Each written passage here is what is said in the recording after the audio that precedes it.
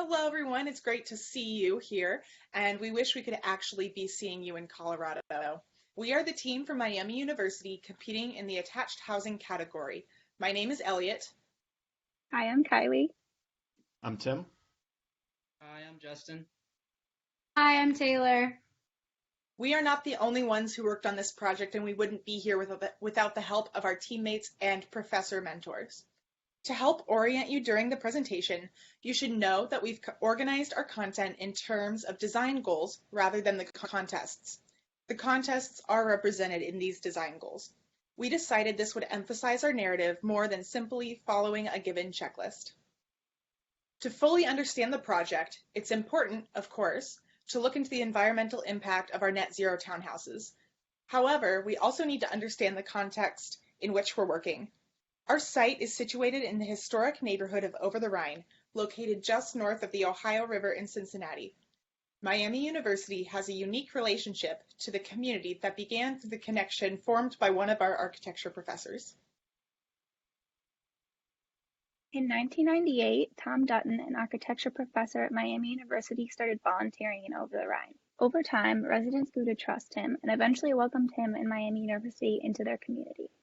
Elliot and I actually got the opportunity to be a part of this residency program and can speak to the close bonds that's formed with the community. Through these personal experiences, myself and others in this program have learned the importance of design and context. A building is not an isolated object. It has the power to impact people, a community, a neighborhood, and a city.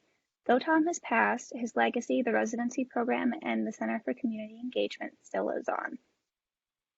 Over-the-Rhine has a history of grassroots movements and community organization. Historically, many of these residents have campaigned on behalf of the poor, oppressed, and homeless. This movement became known as the People's Movement, and many who were involved still live in the neighborhood today. The neighborhood looks a lot different today than it did at the start of the People's Movement. Though the passion and solidarity for the cause of advocating for the community's needs is still strong, the push for development for commercialization has been stronger. An unrelenting wave of gentrification has swept over the area, especially over the Rhine, which the city hopes to turn into a vibrant business and entertainment district. Our site, Main and Schiller, has been a particular target for acquisition and change. For a long time, Main and Schiller has been an important community cornerstone. It is right across from Rothenburg, it's a geographical bridge between neighborhoods, and it's one of the last public recreational spaces, featuring a community garden, lots of green space, and most importantly, basketball courts. In addition to these basketball courts, our site is a canvas to local residents. There are many murals scattered around the site, like the one pictured on the bottom left. That one's located at Permaganic. Permaganic is a community garden and a major part of the identity for Main and Schiller. The black and white images show the current site when we first visited, and the colored ones show what we plan to do with it. Our goals came from these murals and a survey conducted in the area, which Tim will describe in more detail. So in 2018, a local community center surveyed over 200 residents that live near our site and asked them what they think should be done with this land. The first question asked which areas of the site should remain, and the results overwhelmingly favored keeping the courts, permaculture garden, and the field behind the courts. In terms of housing needs, there was definitely support for both 2- and 3-bedroom homes, and it is clear that there is a need for affordable housing in this area. Lastly, over 90% of respondents felt that more home ownership opportunities should be available to low-income residents, which Peace Village seeks to provide. We used these survey results as criteria for the design of Peace Village because we knew that the needs voiced by the community must be central to this development. It was clear from the results that we must keep the basketball courts, adjacent field, and the permaculture garden, which you can see highlighted on our final site plan shown here. In terms of the housing itself, Peace Village consists of 5 3-bedroom units on the north end of the site, 4 2-bedroom units, including 2 that are accessible on the south end of the site. This meets the demand for more family-sized homes in the community, and these homes will be available to purchase through a rent-to-own process that can be adapted to each resident's specific financial needs. Peace Village is also located adjacent to Miami's mixed-use project, GROW, and we worked closely with this team to develop shared site narratives. Looking at a plan of our site, the southwest corner of Main and Schiller is a clear landmark for the neighborhood. It is the most public area of the site, and we intend for it to remain as such. This corner is intended to reflect the desires of the community and echo those wishes throughout the site. Moving diagonally to the northeast, the spaces transition between fully public and fully private. This will allow all social needs of all kinds to be met. Historically, this block was a more dense urban fabric, and now it's underused. Our intention is to fill the space to reflect the urban fabric of Over-the-Rhine. This concept can be taken to other scales as well. There are many blank spaces in cities all across our country, and using the idea of echoing the needs of the communities, they can grow stronger. Community spaces showcase our commitment to connecting the attached housing project to its immediate surroundings and fabric.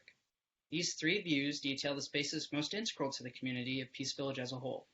The switchback pathway, labeled number 1 on the site plan shown here, is one of the most prominent spaces, attaching the basketball courts to the walkable street in front of the attached housing. Number 2, the entry stoop, which is the most significant space within the Peace Village fabric. We wanted to highlight the entire system and inherent connections of the public sidewalk, entry sequence, and the private interior spaces. Each unit porch and stoop becomes a mediator between the private interior spaces and the public sidewalk. This offers the unique opportunity for neighborly interaction between residents while building off of the historical precedent of the neighborhood. Lastly, number 3, the mural corner, which is located on the north end of the site and public sidewalk. The mural wall directly connects to the murals found on the unit facades through color and location. So we wanted to look at our community not just as a whole, but dive into the unique individuals who inhabit the space. We have studied these survey responses that come from a diverse group of people in order to reach a design that meets the needs of any potential tenants. For example, Michael and Emily are an environmentally conscious couple who are intent on being within walking distance to their jobs and public transit. Next door is Chrissy Demetrio, a single mother of 4. Chrissy doesn't own a car, but with Rothenberg Elementary and her job so close, it isn't an issue for her. She has experienced homelessness in her past and is grateful to have the opportunity of long-term housing and a safe community for her kids. George and Judy Johnson are both retired workers with mobility issues. They are comforted by the fact that their home is fully accessible and is near a hospital. So based on the data from the survey and our own analysis of site and community needs, we created a series of design goals seen here that we hope Peace Village has achieved. And as Elliot mentioned earlier, these goals will structure the remainder of the presentation. Our first goal is neighborhood cohesiveness. As you've already seen, this site is extremely significant to the community, so we want to ensure that this community connection is only strengthened with the development of Peace Village. Integrating this development into the existing framework is essential, and we hope that it will serve as a beacon of hope for the future of Over-the-Rhine as a whole. There are 2 main building elevations, those being the east and west facades. The west facade is the main street elevation and therefore the most prominent and public image of Peace Village architecturally.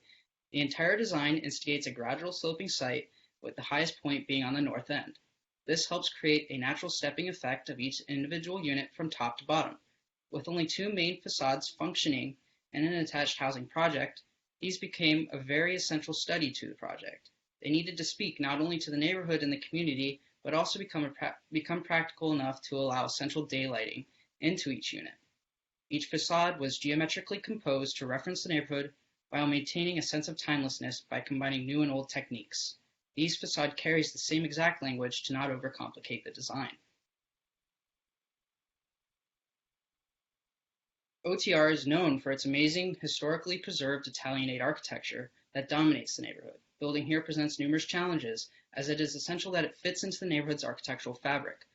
Our project had to listen to this and takes these big scope neighborhood considerations into account in 3 ways or tactics. The first tactic we utilized was by composing the facade in terms of massing, by a bottom, middle, and top. This directly connects our project to the historical Italianate architecture. Italianate is dominated by brick. The materials chosen for our project were carefully considered to not copy the neighborhood, but reference it and expand upon it. The openings for historic windows are symmetrical and proportionally around 2:1. Our project followed this to create the same appearance while being more contemporary. These 3 tactics are in accordance and follow the historic conservation guidelines for new construction within the neighborhood. which ultimately allowed our design to be completely in tune with the context we are building in. These tactics are not the only things connecting the community. Smaller scope aspects within Main and Schiller tie the residents together. We utilized a mural found in the existing permaganic garden.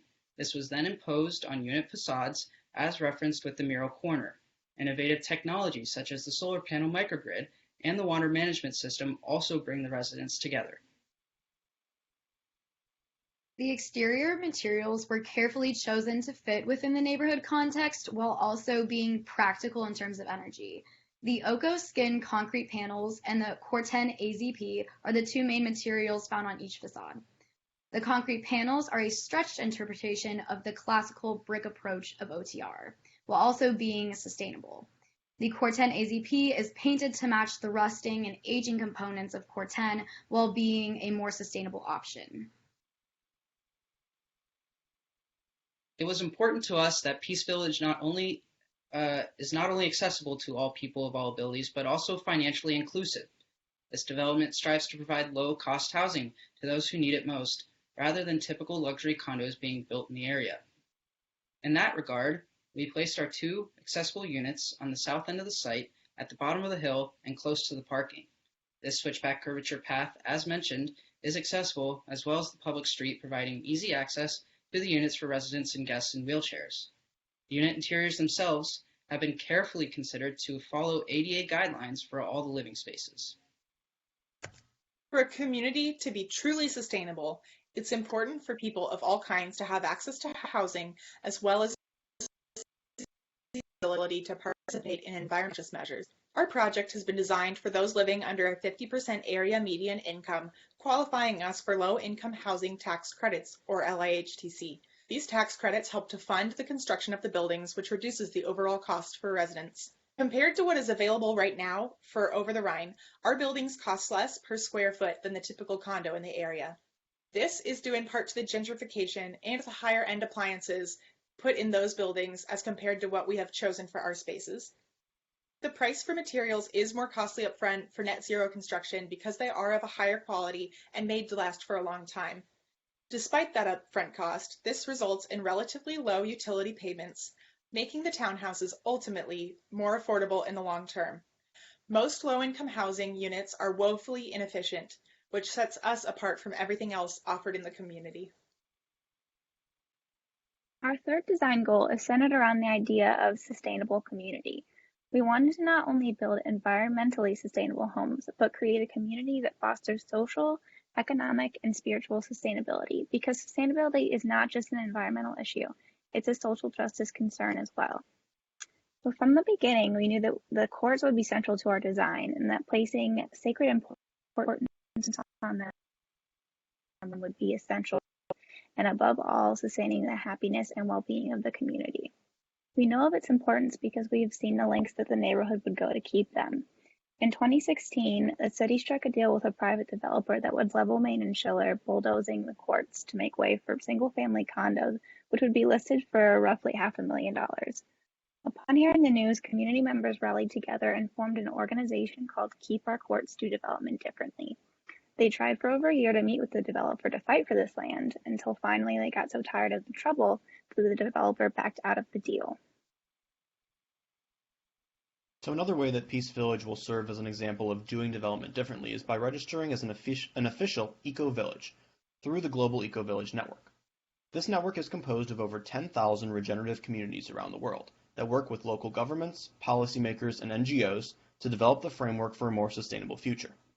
According to their data, we would be the first eco-village in the Cincinnati area, and based on our experience with local community members, it is clear that they are extremely interested in implementing sustainable rituals into their daily lives. One resident in particular said that, quote, "The people who have lived in simple, impoverished ways will one day be celebrated and honored for leading the way to sustainable living." Creating plentiful green spaces across the site is one way that we will embody the ideals of an eco-village. These spaces not only make the site more enjoyable for the community, but also act as a water management method. Bioswales are strategically placed on the site to absorb rainwater, reduce heat island effect, and foster plant biodiversity. In addition, permeable pavement creates a beautiful landscape and a low carbon footprint. We have also designed a stormwater collection system that guides water from the roof into a channel and down a rain chain that then waters the planters on each porch of every unit. In all of these aspects, we aim to celebrate water and reduce traditional infrastructure of storm drains and underground piping. So while we reduce flood risks through these practices, Cincinnati area faces other threats such as tornadoes. The safety of residents is our top priority, so we provided a tornado shelter on site. It is located in the basement of the mixed-use building that's directly across from the units. It has a capacity of 436 people, so it is well equipped to handle anyone in Peace Village. We also use hurricane ties to secure the structure from its roof down to its foundation, and we have a detail shown here on the slide. Several resilient strategies have also been employed in both the building and site design. We deliberately chose durable materials that can resist high winds that occur during tornadoes. The site achieves resiliency through its natural drainage of water and maximization of green space. These aspects bring benefits not only to the community, but also the environment by reducing carbon emissions. Our fourth design goal is to use prefabricated design methods. By partnering with the company BuildSmart, we will be able to dramatically reduce building costs and implement prefabrication and modularity wherever possible in our design. This company provides us with building envelope systems. The custom prefabricated panels are constructed within an off-site factory, which help to mitigate factors such as construction cost, energy efficiency, and construction time. For the exterior, our project utilized the E-wall from BuildSmart. The panel itself is composed of the structural wall, air barrier, and structural sheathing and insulation. This detail is presented clearly through the section on the slide. Our window units and facade design are able to easily work into the E-wall configuration due to its versatility. Efficiency is furthermore increased with the modular design of the unit types, especially in the cases of the 2 and 3 bedroom units, which are nearly identical. In the diagram shown, you can see the unit broken down into its modular components. The interior design of the units was influenced greatly by conceptual and contextual elements established for the project. For the first floor living spaces, the 2 dominant design ideas are shown in partie diagrams on the bottom of the screen. The first was reflecting the site's strong diagonal axis using diagonal post and beam structures, and 2, translating the site's tiered zones of privacy and function into a delineating mode at the interior scale. The upper levels of the units also featured tie-ins to the site and building context. For instance, in the bedrooms, you'll see a modern take on wainscoting that uses the same proportions and spacing as the wooden structures which frame the entrances to the units. And in an effort to reflect the energy and creativity of the community, we incorporated quite a few instances of color, the most significant examples being the yellow painted stairwell, painted light well over the stair, which casts a warm glow and washes adjacent spaces with a subtle diffusion of color. There are many strategies we used to ensure that the indoor environment was comfortable and healthy to its units. The first was through material choices, as you can see here. Everything from the drywall and paint to the flooring and tile were carefully selected with environmental quality in mind. The second is through the conditioning of spaces with natural ventilation. Thanks to the intentional placement of windows and doors, residents can take advantage of westward winds to cross-ventilate. We also made acoustical considerations in our design. The increased thickness of the walls for passive house standards, use of a resilient channel, and material choices help to control unwanted noise. So don't worry, we didn't forget about net zero energy design. We just wanted to save the best for last. Peace Village not only meets and exceeds net zero building standards required by this competition, but will also be a passive house certified development. By meeting these higher building energy standards, our homes will be more resilient, environmentally conscious, and economically viable in the long term. One step that we took towards reducing energy consumption was incorporating several smart technologies into our units. Smart plugs are used in every outlet and allow users to schedule when appliances turn on and off remotely from an app. Other technologies such as motion sensors, energy monitors, and smart blinds will all help reduce energy consumed. These are all regulated through our Peace Village community app, which will serve not only as a hub for each homeowner's energy usage, but also as a community forum. Community members will be able to post about events they are hosting and to ask for help with daily tasks. This digital space will keep the Peace Village residents connected and especially is relevant today during this epidemic and social distancing strategies. The units in Peace Village deliver optimal lighting while remaining energy conscious. Because our attached housing units share walls on the north and south side, we maximize daylighting on the available facades and through a clerestory window above the stairs. This creates a bright light well that reduces the need for artificial lighting. However, any additional lighting that is needed comes from a variety of LED sources. LEDs use approximately 75% less than incandescent and last 25 times longer. Areas such as hallways, bathrooms, and closets with very minimal daylighting will benefit from this low energy alternative. Our LED fixtures include surface mounts, pendants, bath bars, and cove lighting. We have used several analytical tools to determine a holistic view of energy consumption and its impacts. WFI Passive was used to meet Passive House standards and reach source zero efficiency. From this, we were able to determine specific assembly types needed in terms of reducing insulation in walls, slabs, and the roof. Zafira was also used to measure impacts on heating and cooling, mainly from solar exposure. Lastly, we used life cycle analysis to see our project's long-lasting effects on a larger scale. Global warming potential was kept to a minimum by using recycled materials, local distributors, solar power, and sustainable site design. LCA allowed us to carefully pick through eco-friendly materials to determine which would have the lowest carbon footprint from its extraction to its use and disposal. So as you just saw in the previous slide, all Peace Village homes meet Passive House 2018 standards, but now I want to explain just a little bit more about what exactly this means. These standards were developed not only to reduce energy consumption on site, but also at the source. The Passive House building strategy consists of 5 core principles that you can see on the screen: continuous envelope insulation, extreme air tightness, high performance windows and doors, balanced ventilation systems, and minimal space conditioning. By integrating these into our project, we will achieve not only net zero, but source zero as well. We hope that Peace Village will serve as an example of how affordable housing can lead a larger movement towards reducing source energy consumption around the world. While Passive House minimizes the need for energy-controlled systems, renewable energy is used to fulfill any additional demand. A photovoltaic microgrid collects the intake from individual panels and links them to a shared storage system. This puts responsibility on residents to work together to save energy. This method allows for excess energy to be sent back to the grid, and financial savings are then split evenly between the homes. The solar system is built by SunPower, which is connected to a digital app, encouraging residents to limit consumption and save money in the long term. We'd like you to know that the narrative you've just heard was not fabricated for the sake of this competition. It's a real story with real people with real threats to their community. Though made in Schiller in 2016 might seem like a distant memory, a sequel is not out of the question. Recently, there has been talk that history is to repeat itself and that the city is slating Made in Schiller to go back out for bidding, which is why having this plan that responds to communities' needs is so valuable. So what does all this mean moving forward? As Kylie just said, the Over-the-Rhine story is far from over, and we believe that what happens to this site could be the turning point for the long-term growth of the community.